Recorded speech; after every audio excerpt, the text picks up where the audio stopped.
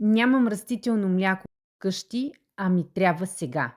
Когато ми се случи това, си го правя сама за една минута само с две съставки. Слагам в блендера 3 пълни супени лъжици сусамов тахан, добавям 500-600 мл вода, блендирам за няколко секунди и това е всичко. Получавам готово растително мляко, без млечни продукти и без излишни добавки. Ако обичате по-сладко, може да добавите малко мед. Аз го предпочитам без подсаждане.